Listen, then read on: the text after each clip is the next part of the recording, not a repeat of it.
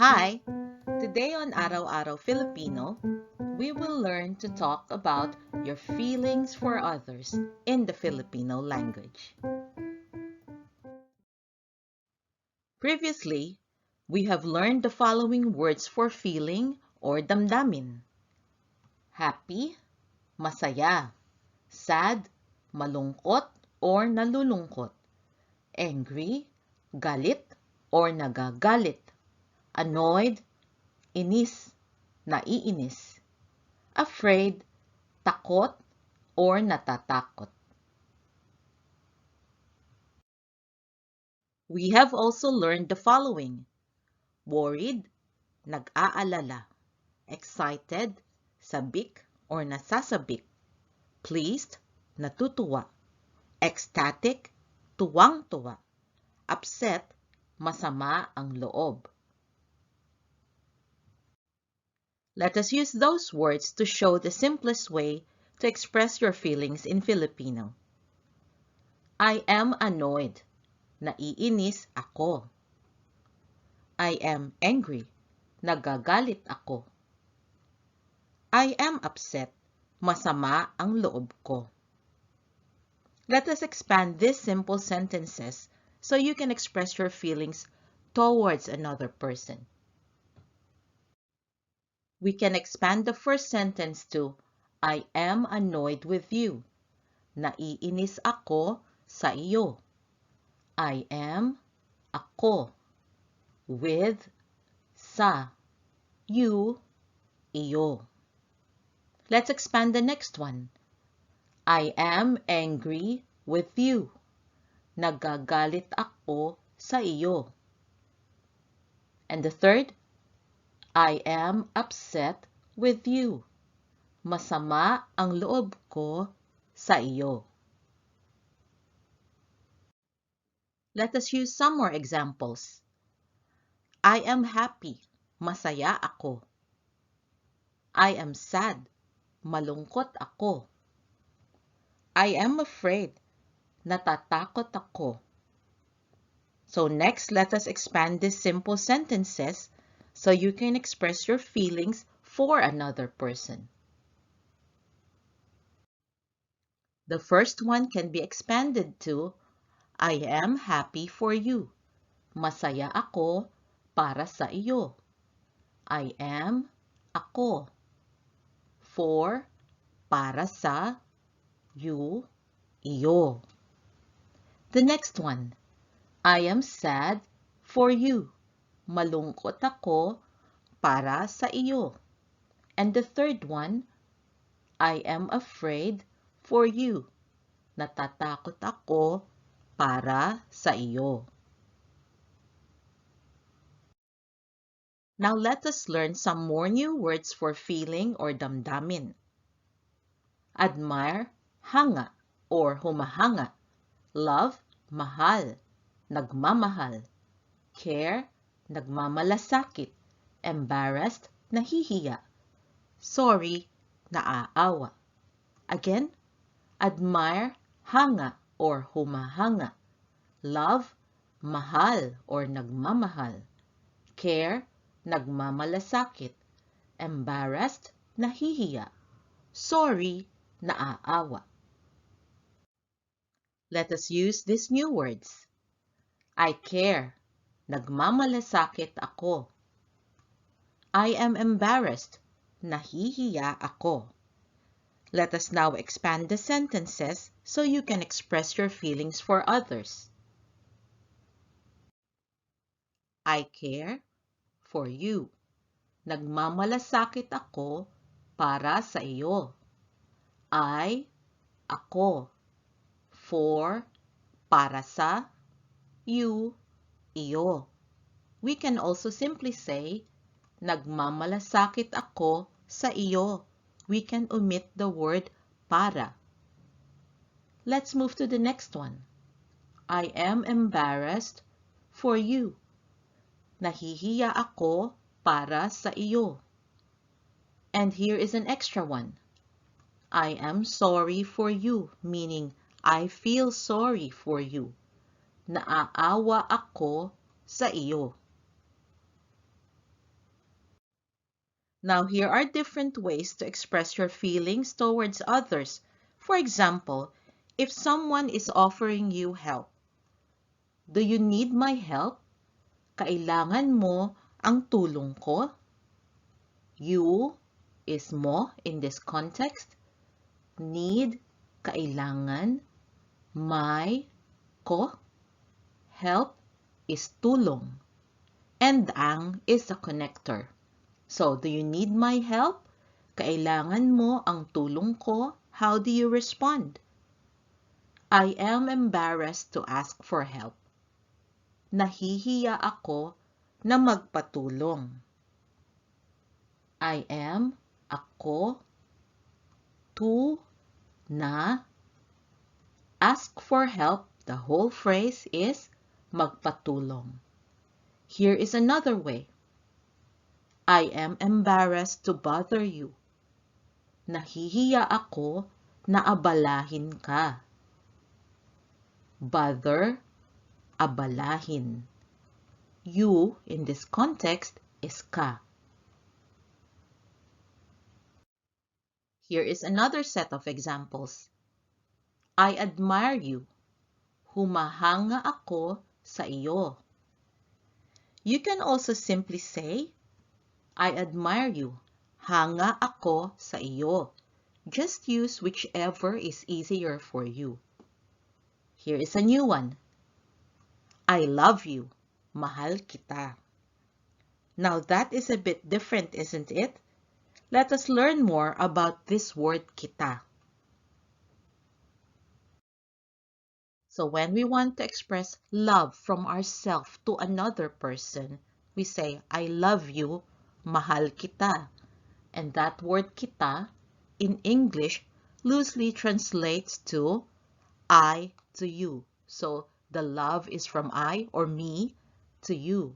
And in Filipino, it translates to ko, ka, or ko, ikaw. But that is not a correct usage of those words in the Filipino language. It will sound funny to say mahal ko ka or mahal ko ikaw. We just don't use them that way. We use kita. Another example using kita is I like you. Gusto kita.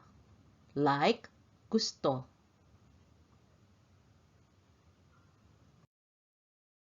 So far, we have learned to express feelings towards another person, a single person we are in conversation with, as in the example, I love you, mahal kita. But what about the feeling you are expressing is for a person who is not in the conversation? You say, I love her, mahal ko siya. I love, mahal ko, her, siya. What about expressing your feelings to more than one person who are both or all in the conversation? I love you. Mahal ko kayo. You in the plural form is kayo. And last, what if you are expressing love for people who are not in the conversation? I love them. Mahal ko sila. Them, sila. Here are some more examples. I am happy for you. Masaya ako para sa iyo. Expressing your feelings to a single person you are talking to. Next, what about expressing your feelings for more than one person you are talking to? I am happy for you. Masaya ako para sa inyo. Again, you is inyo in the plural form. Next, what about to a person who is not in the conversation? I am happy for him. Masaya ako para sa kaniya. Him, kaniya. And last, what about feelings for people who are not in the conversation? I am happy for them. Masaya ako para sa kanila. Them, kanila. If you would like to learn more about the pronouns that we have used here, for the words you, her, him, them. You can check out our lessons on pronouns. The link is above, and I will also put it in the description.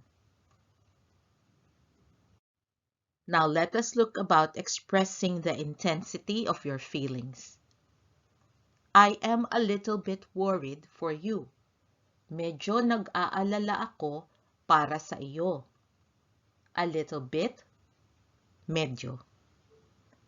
Next, I am a little bit angry with you.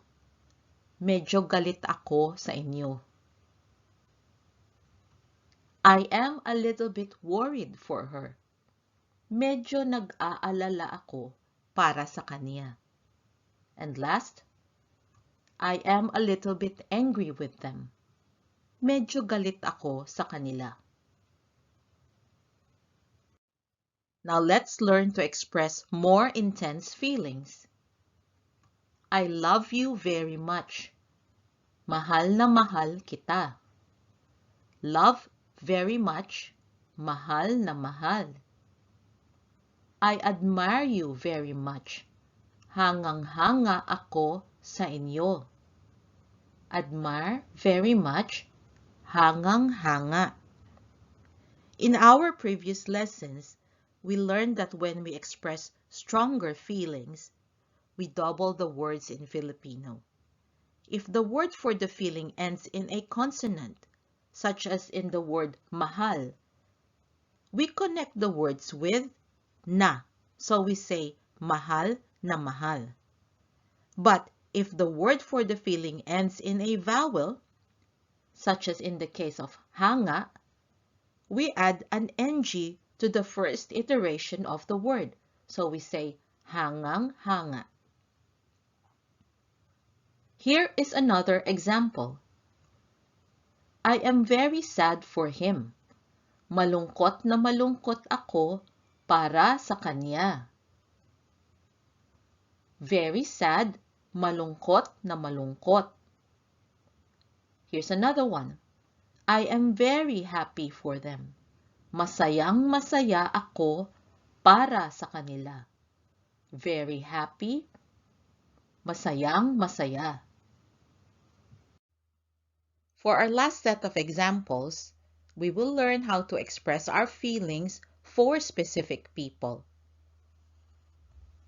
I love Jane. Mahal ko si Jane. I am annoyed with Jack.